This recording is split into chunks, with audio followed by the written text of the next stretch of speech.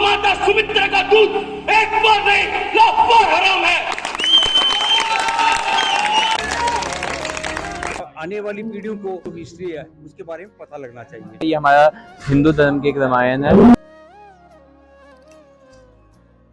अपने परिवार सहित आइए, बच्चों को दिखाइए ताकि उन्हें पता चले कि हमारी संस्कृति क्या है।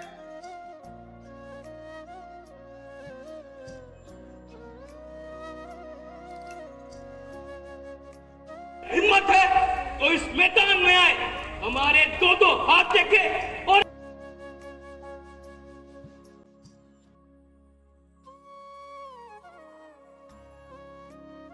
हर साल की तरह इस साल भी जानीपुर कॉलोनी में रामलीला का ये पर्व बड़ी धूमधाम से मनाया जा रहा है।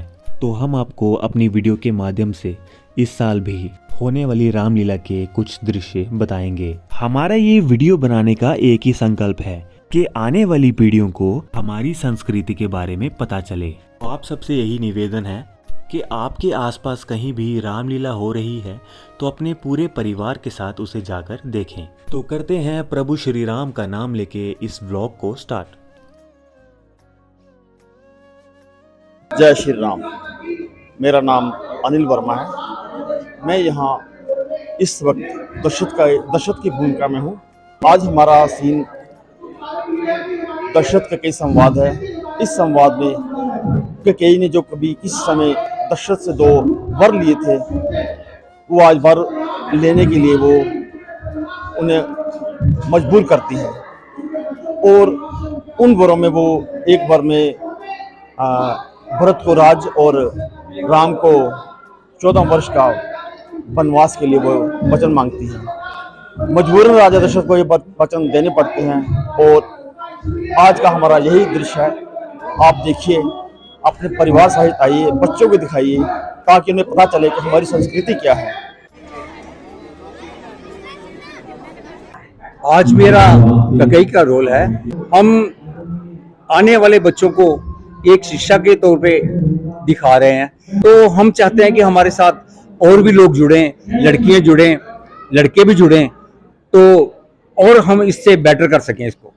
मैं कौशल्या का रोल कर रहा हूँ आज। और लोग आज के टाइम पे बच्चे शर्म करते हैं कि हम नहीं आएंगे स्टेज पे, उनको बहुत फोबिया, वो इंट्रोवर्ट रहते हैं मोस्ट ऑफ द टाइम्स। पर हमें ऐसा नहीं, हमें खुलकर सबके सामने आना चाहिए। ये हमारा हिंदू धर्म की एक रामायण है, तो हमें ये करना पड़ेगा। क्यों तमाम जेवर पड़े हुए, क्यों बाल जमीन पर, लिबास क्यों अंग पर है मैला, किसने, वो दगाबाज कौन है, तुम मुझसे कह तो सही।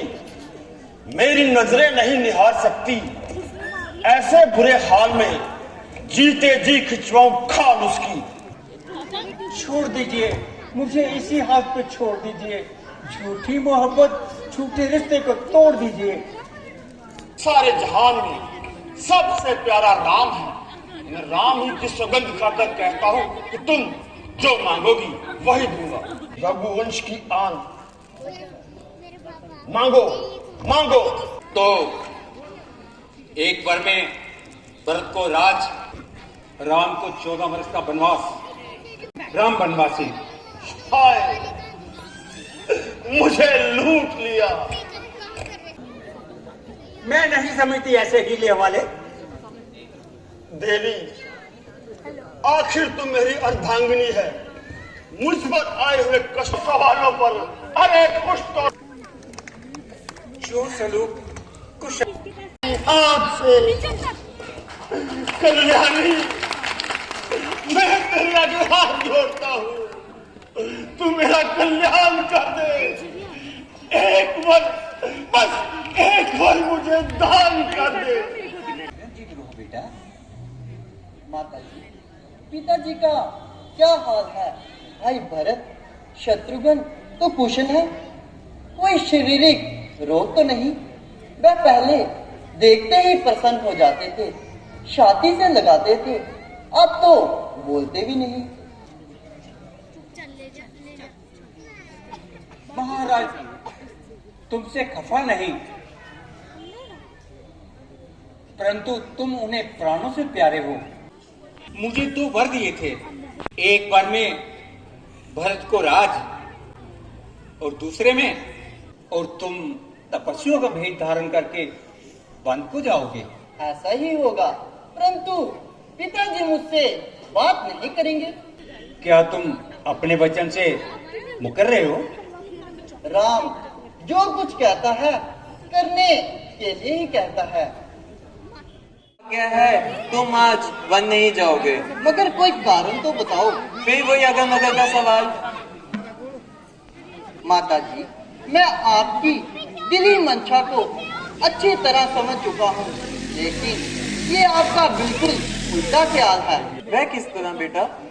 वह इस तरह कि पिताजी हम तुम दोनों के स्वामी हैं और उनकी आज्ञा के बिना बाहर कदम रखना हम सबकी बदनामी है। बेटा किसके आश्रय, कोई सहारा भी तो हो। जब ये दिन न रहे तो वो भी न रहेंगे। ठीक है बेटा, जिस तरह होगा अपनी जान पर सहेंगे। प्रणाम माता जी, कहिए क्या आज्ञा है? बेटी क्या बताऊं और क्या सुनाऊं, इतना सख्त हृदय कहां से लाऊं, ये खुद ही सुना देंगे। माता क्या फरमा रही हैं और इसका आंसू क्यों बहा रही हैं? क्या दासी से कोई शिकायत है जो माता जी को रंज निहायत है? प्रिय, तुम पर तो उनकी सर्वदा नजर इनायत है। वह हर समय उनकी जुबान पर तुम्हारी फरमादारी की शिकायत है। हुक्म पिता का मान, आज ही जाता हूँ जंगल को, 14 वर्ष का है वनवास, आऊं काट तुम्हारे पास, तुम होना नहीं उदास, रौनक देना इस महल को। प्रिय, मैं पिताजी की आज्ञा से 14 वर्ष के लिए वन में जाता हूँ और सबने आज्ञा दे दी है, बस तुम्हारी आज्ञा चाहता हूँ। इसमें ना पिताजी का कोई दोष है, ना माता कैकेयी का कोई कसूर है, बल्कि ईश्वर को इसी तरह मंजूर है। मुझे विश्वास है कि तुम मेरी अनुपस्थिति में मेरे माता पिता को सहारा दोगी और लक्ष्मण, भरत, शत्रुघ्न को हरगिज सहारा दोगी। प्राणनाथ, जो कुछ पिताजी की आज्ञा है उसके बारे में ना ही मुझे कोई एतराज है और ना ही उनके काम में दखल देने की मेरी मजाल है, मगर इस दासी को अपने साथ जाने की आज्ञा दीजिए। प्रिय जी, तुम जंगल क्यों जाना चाहती हो? वहाँ बहुत कष्ट होंगे।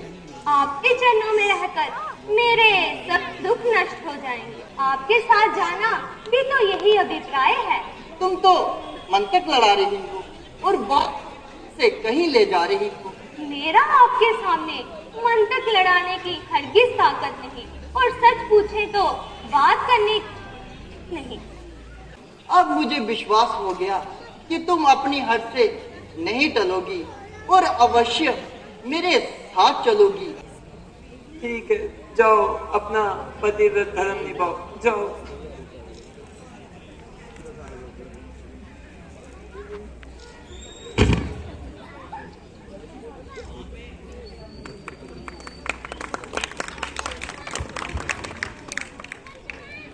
अब तक बहुत तूने जिगर किया, अपने आप को बहुत जब्त किया, मगर माता जी के ये अवस्था देखकर सीना चाक हो गया, अरे कलेजा फटकर राख हो गया।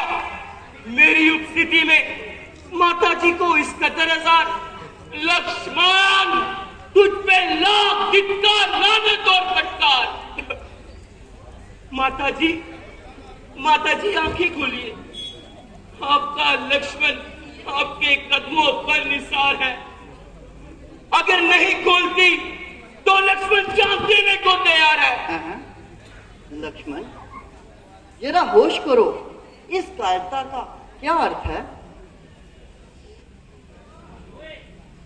नहीं बेटा, मैं ठीक हूँ, बस जरा सा चक्कर आ गया था। अजब बंदेर है कि जब राम हर प्रकार से राज के हकदार है तो किसी दूसरे का उस पर क्या अधिकार है? हिम्मत है तो इस मैदान में आए, हमारे दो हाथ देखे और अपने दिखाए। ताकि राज्य करने का कुछ मजा भी आ जाए, वरना मैं कदापि ऐसी बेईमानी और चालाकी नहीं चलने दूंगा। और जब तक दम में दम है, यहाँ किसी की भी दाल नहीं करने दूंगा। क्या बात है? भाभी सीता अलग से बेचैन है। भैया, आपको ना जाने कौन सा चाप चल रहा है, उल्टा मुझे कह रहे हैं कि मेरा गुस्सा बेफायदा बढ़ रहा है। अच्छा, यूं है तो यूं ही सही, इस तरह सारे कुल का मलिया मेट कर भारत अवश्य राज कर लेगा और सूर्य मुकुट अपने सर पर लेगा। यदि धर्म और न्याय इसी का नाम है, तो अगर मैं भी एक एक को राज्य करने का मजा न चखा दूं, तो माता सुमित्रा का दूध एक बार नहीं लाख बार हराम है।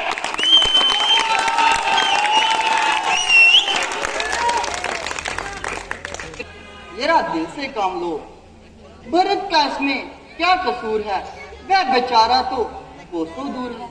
तुम बार बार उसका नाम लेते हो, उसे दोष देते हो। माता कैकेयी का तो यही बहाना है। दरअसल ये हमारी आजमाइश का जमाना है। तुम मामूली सी आजमाइश में डगमगा गए हो और थोड़ी सी बात के लिए घबरा गए हो। क्या तुम्हें रघुकुल की आन की बिल्कुल परवाह नहीं? भैया, अगर रघुकुल की यही रस्म है, तो मेरे लिए भी यहाँ रहना कसम है। मैं हरगिज आपका साथ नहीं छोड़ सकता और आपकी रिफाकत से मुंह नहीं मोड़ सकता। यदि तुम भी साथ जाओगे तो भरत का क्या होगा? भैया, ये लक्ष्मण से कैसा सवाल करते हो? इस चीज से उसका निराश हो जाएगा। तो लक्ष्मण उससे पहले जान देने को तैयार है। जिससे सारे कुल का चिराग हो जाएगा। दादा जी, आपकी आज्ञा तिरोधार्य है, मगर मेरे लिए भी यहाँ रहना असमर्थ है। मैं किसी भी अवस्था में इस जगह नहीं रह सकता और आपकी जुदाई का सदमा नहीं सह सकता। भैया, अगर आप यहाँ से मुझे छोड़ भी जाओगे तो मेरा शरीर अवश्य यहाँ रह जाएगा, मगर भैया मेरे प्राण और मेरा हृदय आपके साथ जाएगा। भैया, कृपया मुझे अपने साथ जाने की आज्ञा दीजिए और अपनी सेवा का मौका दीजिए। लक्ष्मण, उचित तो यही था कि तुम यहीं पर ठहर जाते और राज्य कार्य में भरत का हाथ बढ़ाते। अस्तु, यदि चलने का ही इरादा है तो देर करना बेफायदा है। अच्छा, माता जी को अंतिम नमस्कार करो और जंगल के रास्ते बढ़ो। नगरी मेरे पिता की सुख से बसो मुदा, हम जंगल को चल दिए कर तुझको प्रणाम। नगरी मेरे पिता की सुख से बसो मुदा, हम जंगल को चल दिए कर तुझको प्रणाम। खाई है कसम मैंने तुम्हारे साथ जाने की, अरे रोक सकती नहीं कोई ताकत मुझे इस जमाने की। अरे मुबारक हो भरत को राजगद्दी से अयोध्या की। अरे यहाँ तो धुन लगी है नई बस्ती बसाने की। तो आज का दृश्य यहीं पे समाप्त होता है, जिसमें राम जी को 14 साल का वनवास मिल गया। जल्द ही आपको अगले दृश्य के साथ मिलेंगे। तब तक के लिए इस वीडियो को कीजिए शेयर, अपने फ्रेंड्स को कीजिए फॉरवर्ड, चैनल को कीजिए सब्सक्राइब और बेल आइकन का बटन दबाएं, जिससे आपको मेरी अपकमिंग वीडियो की नोटिफिकेशन मिल जाए। मैं आपका होस्ट शुभम लूँगा आपसे इजाज़त। मिलेंगे नेक्स्ट वीडियो में, तब तक के लिए जय श्री राम।